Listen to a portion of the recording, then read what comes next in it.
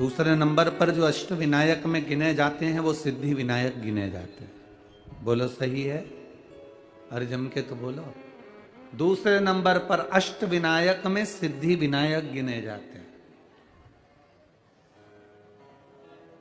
मुद्गल पुराण की कथा कहती है, अगर आपने स्मरण करा होगा मुद्गल पुराण में, तो आपने पढ़ा होगा कि सिद्धि विनायक की कथा कोई साधारण कथा नहीं।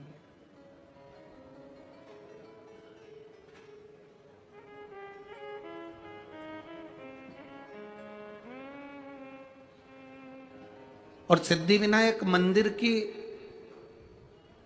विशेषता, उसका ज्ञान, उसका स्मरण हमसे ज्यादा तो आपको आता है, क्योंकि आप पुणे के रहने वाले हो।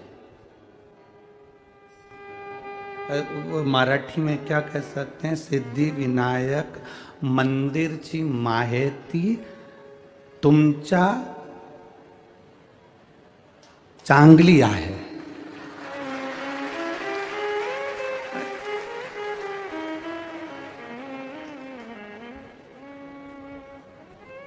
गड़बड़ हो जाए बोलने में तो तुम देख लेना हो। और हम कोई मराठी तो बोलते नहीं ना, इसलिए स्मरण में थोड़ी बहुत स्मरण में आ जावे हो। हमसे अच्छी सिद्धि विनायक जी की माहिती, सिद्धि विनायक मंदिर का स्मरण, सिद्धि विनायक भगवान का स्मरण की क्यों बैठे वो अष्ट विनायक में एक विनायक बनकर। ये सिद्धि विनायक की दूसरे नंबर के विनायक की कथा चल रही है। अष्ट विनायक में से दूसरे विनायक की कथा चल रही है कि सिद्धि विनायक नाम, सिद्धि विनायक कैसे विराजमान हुए, सिद्धि विनायक कैसे आए, और सिद्धि विनायक का मतलब क्या है, सिद्धि विनायक है कौन।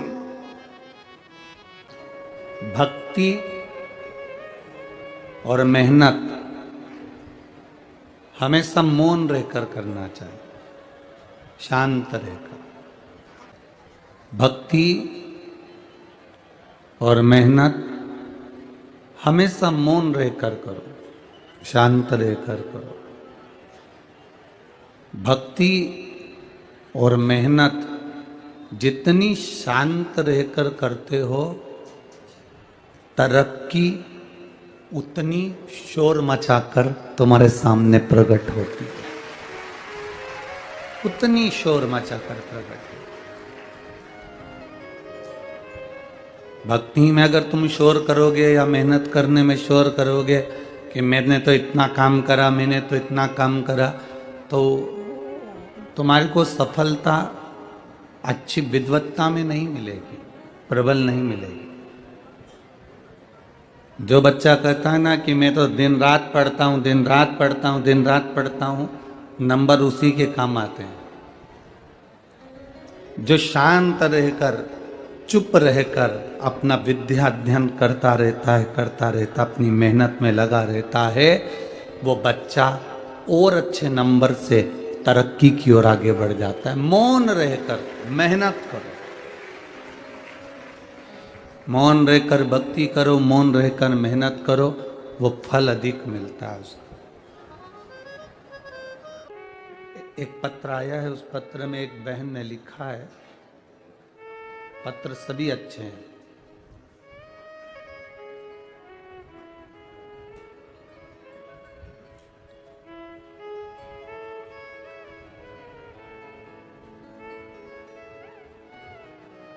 संध्या मुकेश अग्रवाल,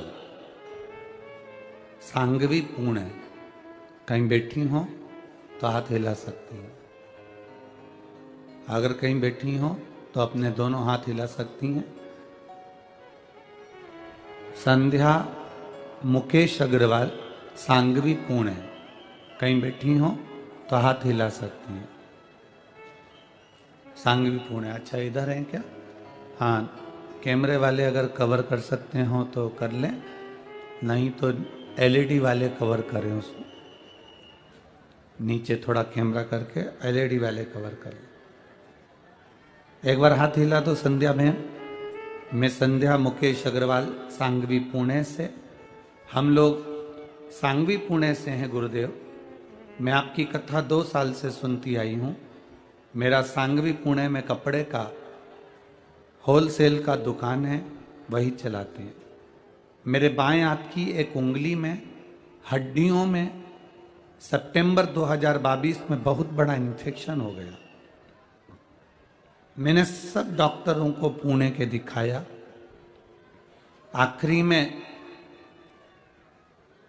15 नवंबर को 9 दिन तक पुणे के हॉस्पिटल में रहने के बाद डॉक्टरों ने कहा कि इसका इलाज समझ में नहीं आ रहा कि ये तुम्हारी उंगली बेकार हो रही है और इसमें इन्फेक्शन ज़्यादा बढ़ गया है और ये उंगली बहुत ही ज़्यादा बेकार हो गई है, इसको तुम हैदराबाद ले जाओ।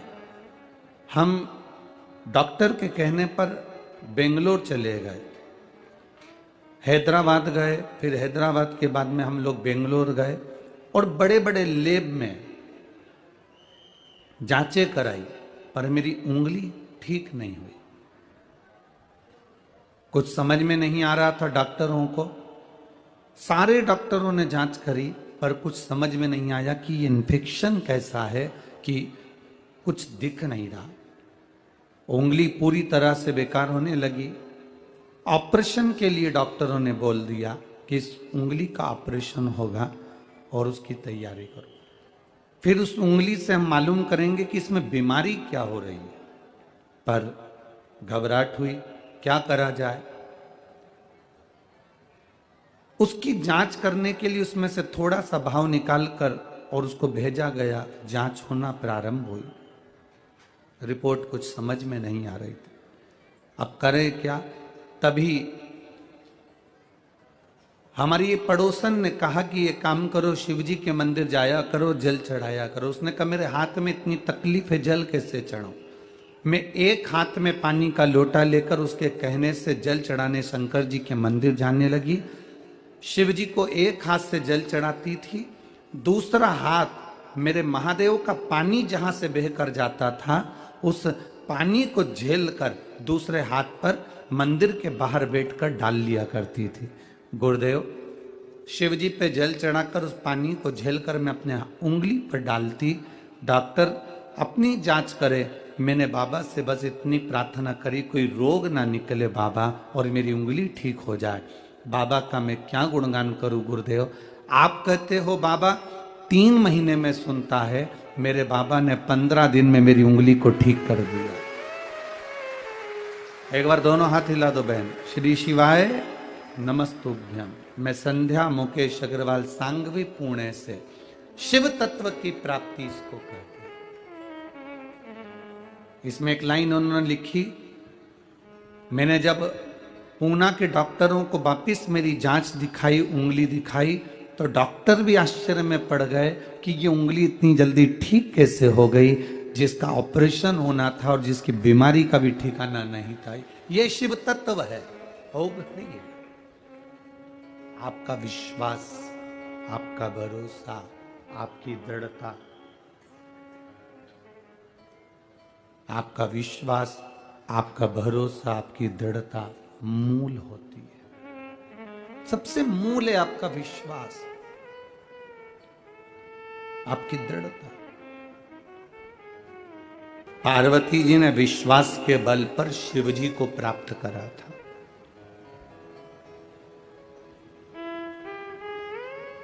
कार्तिकेय जी ने विश्वास के बल पर तारकासुर का संहार कर दिया था। सती माता ने विश्वास के बल पर शिव तत्व को प्राप्त कर लिया था। शिव तत्व। जितने यहां आए हैं कथा सुनने के लिए, जितने आस्था चैनल पर कथा सुन रहे हो, जितने फेसबुक यूट्यूब पर कथा सुन रहे हो, तुम्हारा विश्वास जिस दिन दृढ़ हो गया उस दिन परमात्मा मिल गया। परमात्मा मिलता ही कब है? वो विश्वास के बल पर ही मिलता है, वो भरोसे के बल पर मिलता है। एक छोटे से बच्चे ने एक बात लिखी, उसने एक पत्र में, छोटा सा बच्चा है, देखिए, आशुतोष साहू, कहीं बैठा हो बच्चा तो हाथ हिला सकता है। आशुतोष साहू, मेरी उम्र 7 साल की है। मेरी मम्मी मुझे जल चढ़ाने के लिए शंकर जी के मंदिर भेज देती है, तो मेरी मम्मी से मैंने कहा क्या मेरा केंद्रीय विद्यालय में प्रवेश हो सकता है? मेरी माँ ने कहा अगर तू शंकर का भजन करता है तो तेरा केंद्रीय विद्यालय में हो जाएगा। पहले भी मैं 2-3 बार केंद्रीय विद्यालय के लिए तैयारी करा पर नहीं हुआ, लिस्ट में आता ही नहीं नाम। तो मेरी माँ ने कहा एक लोटा जल तो चढ़ा। मैं जल चढ़ाने के लिए गया, केंद्रीय विद्यालय के लिए मैंने इंटरव्यू आदि कादिक सब दिया, पहली लिस्ट आई, परंतु मेरा नहीं हुआ। तो मैंने भी पानी का लोटा उठा के मंदिर में रख के घर आ गया। मेरी मम्मी ने पूछा लोटा कहाँ है? कि मंदिर में दिया। पूछा क्यों? वो खुद उठा के नहा लेंगे।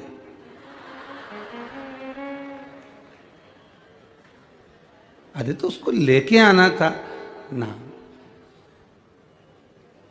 गुस्सा हो गया हूं मैं भगवान से, लोटा भर के जल चढ़ाया तो भी नहीं सुना और मेरे लिस्ट में नाम ही नहीं आया। माँ कहती है लोटा वापस लेके आ। मैं लोटा लेकर आया, माँ कहती है मंदिर जाना मत छोड़, नहीं आया नाम अगले साल देखेंगे। बेटा वो लिख रहा है कि मैंने जल चढ़ाना नहीं छोड़ा, बाबा की कृपा का क्या गुणगान करूं गुरुदेव। मेरा एक केंद्रीय विद्यालय में नहीं 3 केंद्रीय विद्यालय में नाम आ गया। ये शिव तत्व है। ओ घड़ी शंभो,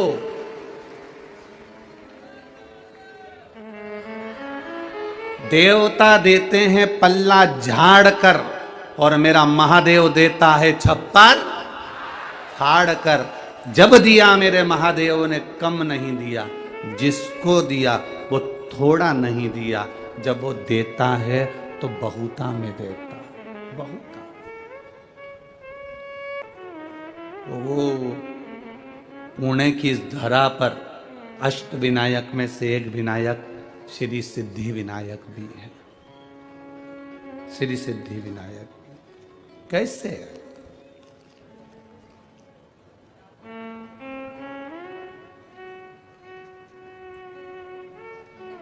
एक ब्राह्मणी जिसका पति मर गया, घर में केवल एक बेटी है, केवल एक बेटी।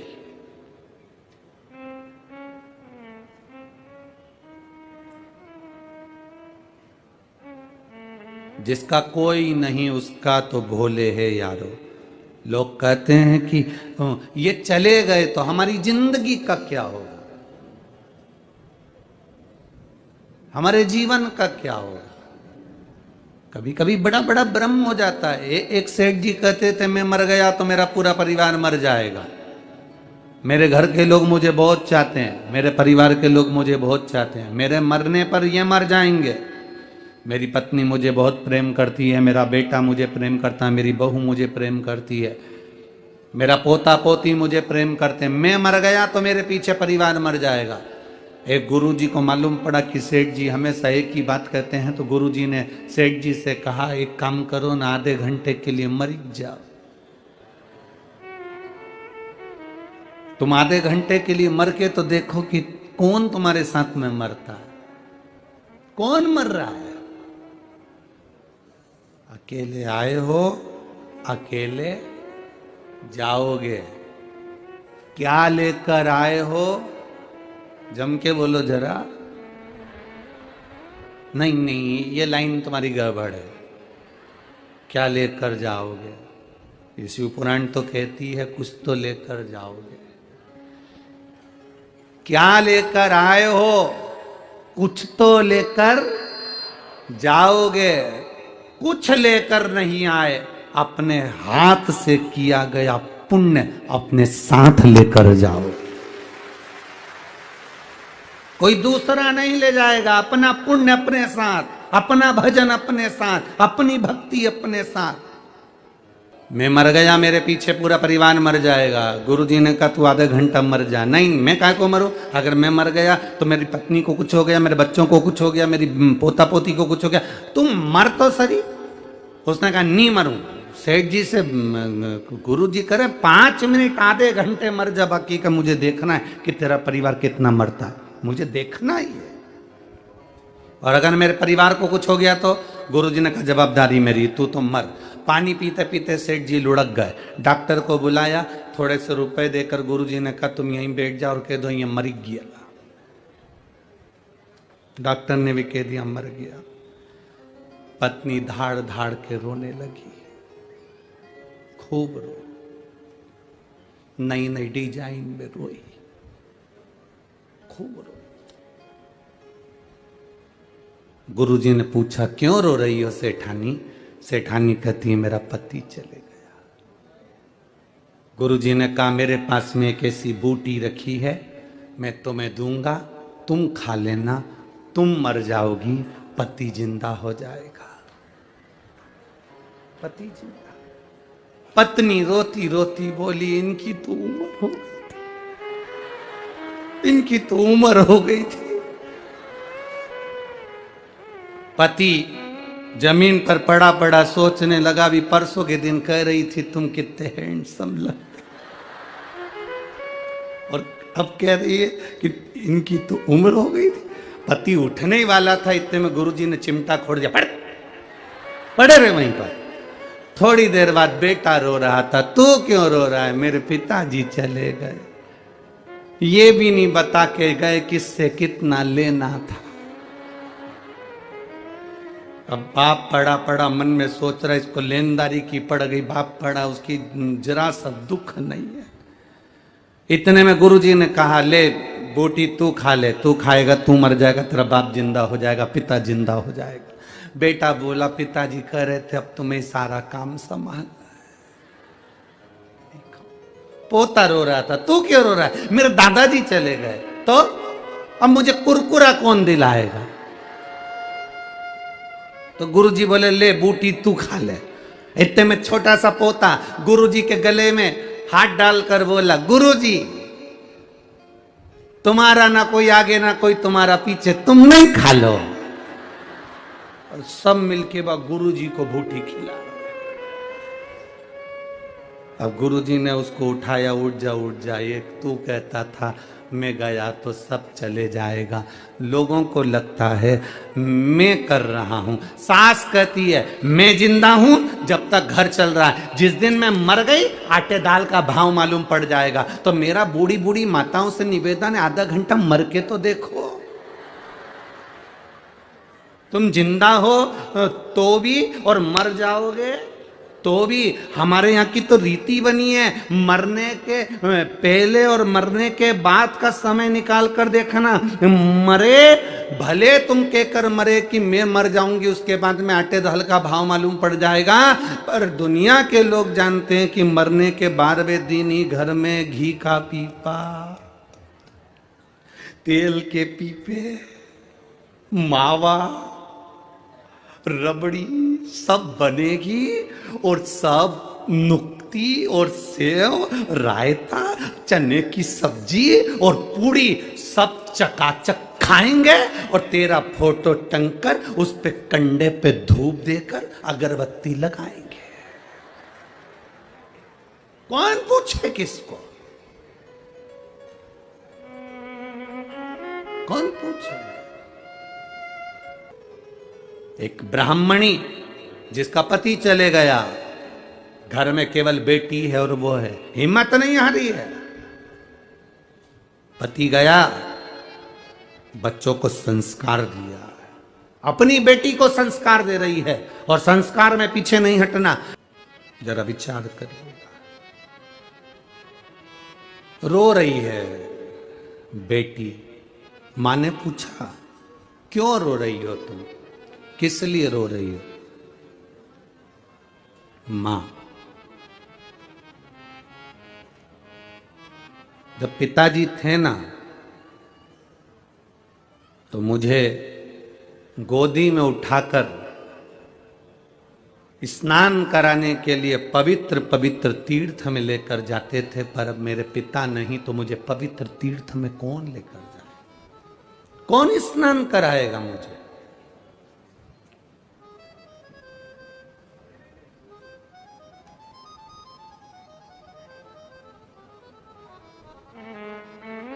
दादा दादी में और माता पिता में एक बहुत बड़ा अंतर होता है। बहुत ध्यान देना इस शब्द पर।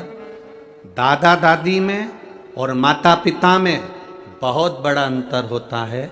माता पिता बच्चे से कहते हैं कि तुम अच्छे से पढ़ाई करो, और दादा दादी कहते हैं तू थोड़ा सा प्रणाम करा कर, थोड़ा झुका कर, मम्मी की बात माना कर, पापा का कहना माना कर, उनको दंडवत करा कर, उनको प्रणाम करा कर, उनको नमन करा कर। माता पिता बच्चे को पढ़ने का प्रेशर देते हैं और दादा दादी अपने पोते को संस्कार का प्रेशर देते हैं कि ये अच्छा बने।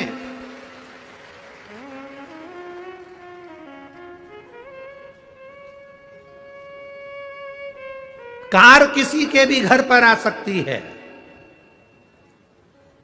लोन लो, कार लाओ। बोलो री जीजियों, ए पूर्णा वालियों, बोलो सही है कि गलत है? हम पहले एक बार कथा में कहे थे, मकान, घर, हाउस और फ्लैट, इनमें बहुत अंतर है। मकान के कान होते हैं,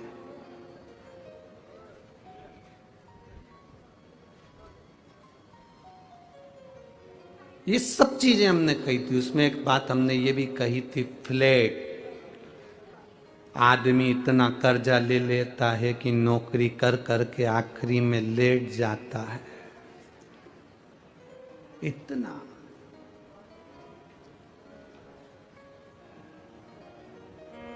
लोन लो, गाड़ी लो। गाड़ी किसी के घर पर भी आ सकती है, कार किसी के घर पर भी आ सकती है। थोड़ा सा पैसा उठा लो, कार आ जाएगी। कार आने में दिक्कत नहीं है।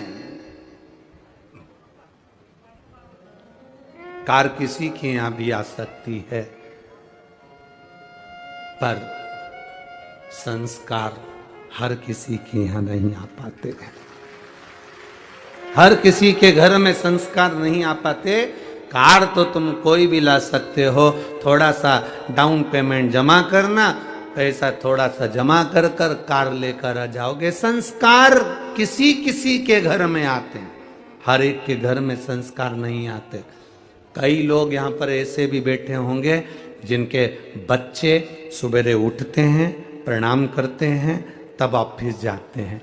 बहू उठती है, मम्मी को प्रणाम करती है, नमन करती है, माँ कैसी हो, कोई दिक्कत तो नहीं है, आप पुणे आई हो, अच्छे से रहना माँ, थोड़े दिन के लिए आई हो, कैसी हो माँ। एक बहू वो होती है जिसके घर में माता पिता के संस्कार झलकते हैं और वो अपने घर के बुजुर्गों को आदर देकर चलती है।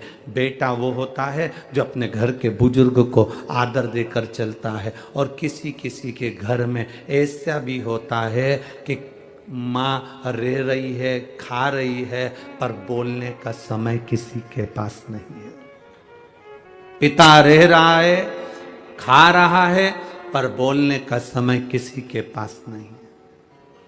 कार ज्यादा होंगी, बहुत कार होगी, उस कार का कोई मतलब नहीं है अगर घर में श्रेष्ठ संस्कार नहीं, तो कार की महत्वता कुछ भी नहीं है। क्या महत्वता?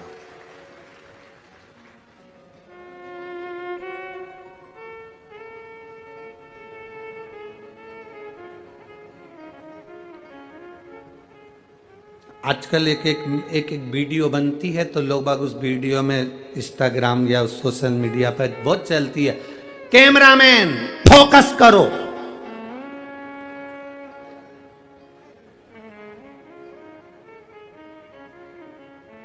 वीडियो चलती है, उस पर लिखा कैमरामैन फोकस करो। हम भी तो कहते हैं शिव भक्त शंकर जी के चरणों पर फोकस करो।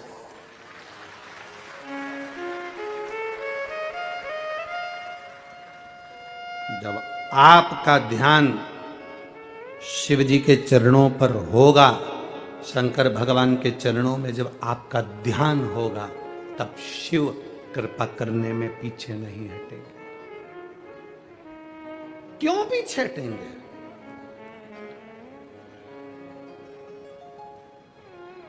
किस लिए? शिव की भक्ति में और अपनी मेहनत में, शिव की भक्ति में और खुद की तरक्की में, किस किस चीज में? जम के बोलो जरा। शिव की भक्ति में और खुद की तरक्की में इतना वक्त लगा दो, इतना वक्त लगा दो कि दूसरे की निंदा करने का और बुराई देखने का वक्त ना बचे।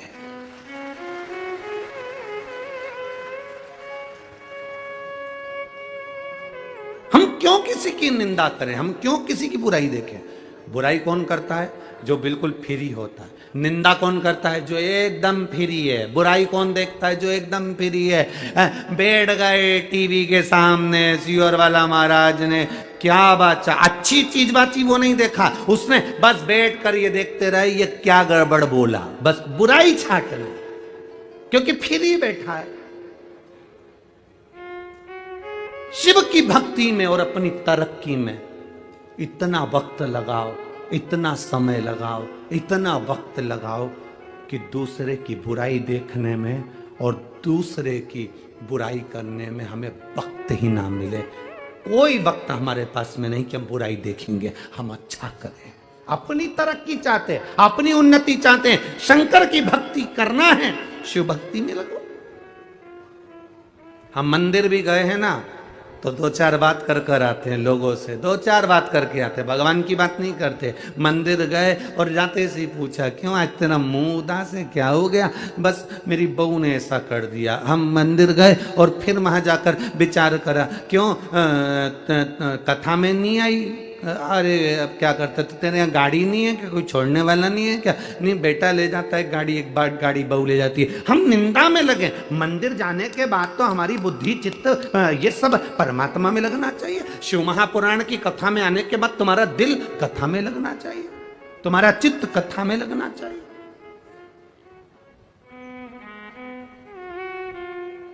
कल कोई कह रहा था गुरुजी ये पुणे महाराष्ट्र में जो कथा हो रही है सांगवी में, एक सुई भी गिर जाए ना गुरुजी तो कथा में मालूम पड़ जाए कि कहाँ गिरी है। इतनी साइलेंट रहकर लोग कथा सुनते हैं, इतना साइलेंट है। इसी को शिव भक्ति कहते हैं। भक्ति में अपना समय लगा दिया और अपनी तरक्की में अपना समय लगा। कहाँ फालतू का समय लगा? लोग फ्री बैठे हैं दिन भर बुराई करने के लिए, दिन भर निंदा करने के लिए। आप फ्री ना बैठे। मां उस ब्राह्मणी ने अपनी बेटी को संस्कार दिए, संस्कार दिए तो बेटी गोदी में बैठकर रोती है कि अब मुझे तीर्थ दर्शन में तीर्थ स्नान कौन कराएगा?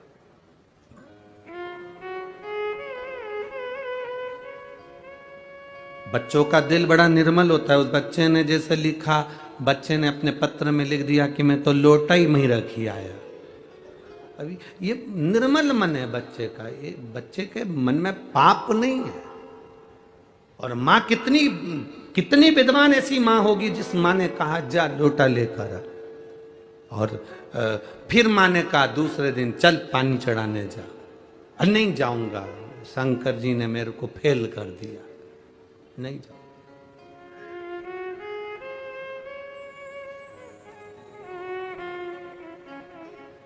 उस बच्चे को कौन समझाए?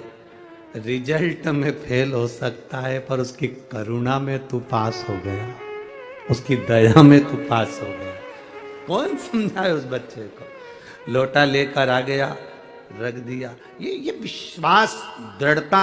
ये एक पत्र और है बड़ा सुंदर, देखिए उस पत्र में एक बहन ने लिखा,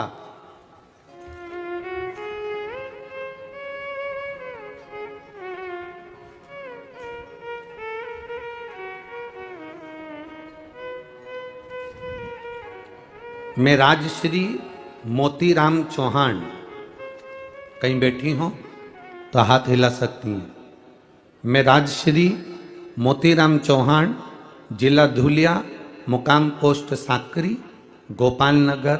मोबाइल नंबर मेरा ये है। कहीं बैठी हो तो हाथ हिला सकती है, अगर कहीं पर भी बैठी हो तो हाथ हिला सकती है। मोती नगर में राजश्री मोतीराम चौहान, जिला धुलिया, मुकाम पोस्ट साकरी, गोपाल नगर। मोबाइल नंबर ही है। गुरुदेव नमन करती हूँ शिव पुराण को। गुरुजी, मेरी माँ पिछले साल जून के महीने में बहुत बीमार पड़ गई और उनको डायबिटीज भी थी, बीपी भी था। उसकी वजह से उनकी आंखों की रोशनी भी कम हो गई, चले के बराबर गई। वह बहुत बीमार पड़ गई, इसलिए उन्हें हम डॉक्टर के पास लेकर गए और उनकी सोनोग्राफी कराई। सोनोग्राफी की रिपोर्ट में आया कि गर्भाशय में गठान है। उस गठान का थोड़ा सा जल निकाल कर जांच करवाई तो उनको कैंसर बताया गया। जब कैंसर बताया तो कैंसर 4th स्टेज का, चौथे स्टेज का कैंसर उनको बता दिया गया। अब चौथे स्टेज का कैंसर सुनकर सब हिल गए गुरुदेव। डॉक्टर ने कहा कि अब बहुत देर हो चुकी है, इनके पहले से ही कहीं ना कहीं आपको जांच कराना थी और 4th स्टेज का कैंसर है, बचना तो मुश्किल है।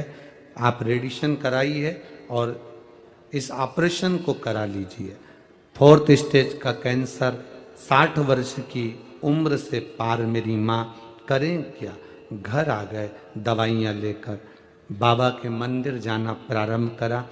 हमारे पड़ोसी ने कहा मेरे पास सीहोर का रुद्राक्ष रखा है, उसको पानी में गलाओ तांबे के लोटे में, रात भर पानी में गलाकर सुबह उस पानी को शिव जी पर चढ़ाना, उस पानी को तुम्हारी माता को देना। सत्य में तुम्हारे पास सीहोर का रुद्राक्ष है? हाँ, लेकर जा। मैंने रुद्राक्ष लिया, लेकर आई और पानी में गलाकर अपनी माता को शिवजी पे चढ़ाकर जल देना प्रारंभ करा। दूसरी बार जांच कराने के लिए हम उसी हॉस्पिटल में गए जहां 4th स्टेज का कैंसर था।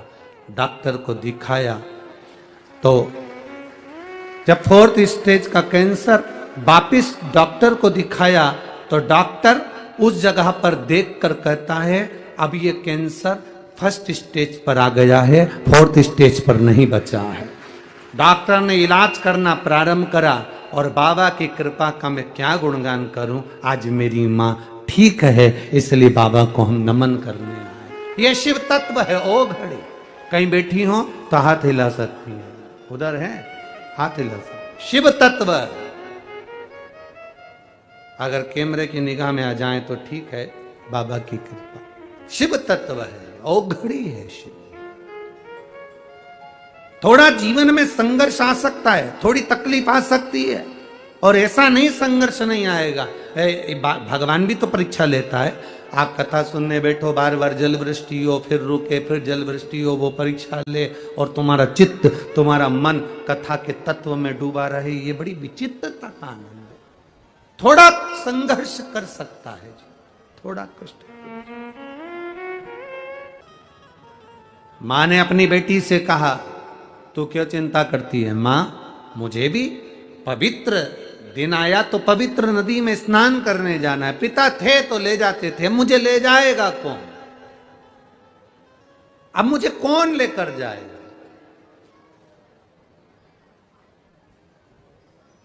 आप पुकारो तो मां ने कहा तू चिंता मत कर, चल मैं तुझे लेकर चलती हूं, मैं तुझे लेकर चलती।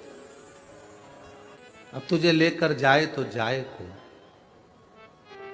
शिव कथा कह रही, मां कहती है मैं तुझे लेकर चलूंगी, मैं ले चलती हूं तुझको।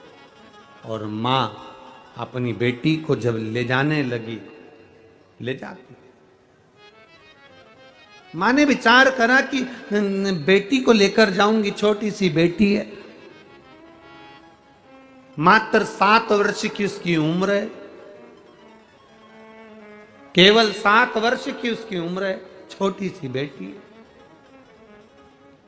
भूख लगेगी रास्ते में, एक काम करती हूं, घर में बासी रोटी रखी हुई थी, बहुत सावधानी से सुनना, सिद्धि विनायक भगवान की इस कथा को भादों के महीने में मिल रही है तो ये जिंदगी का एक आनंद देने वाली है।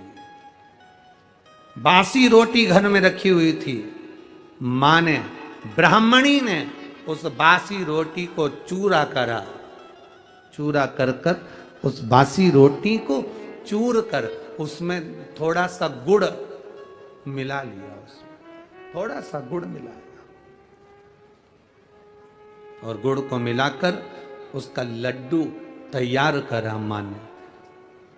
4 लड्डू मां ने बनाए, 2 बेटी खा लेगी, 2 मैं खा लूंगी। पानी की छाजल, झारा पानी का एक झारी साथ में रख ली, आधा पानी बेटी पी लेगी, आधा पानी मैं पी लूंगी। 4 लड्डू छाजल का जल लेकर मां और बेटी दोनों चल दिए, दोनों चल।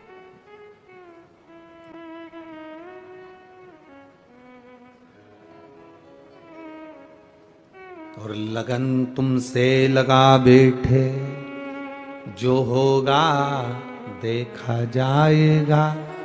तुम्हें अपना बना बैठे, जो होगा देखा।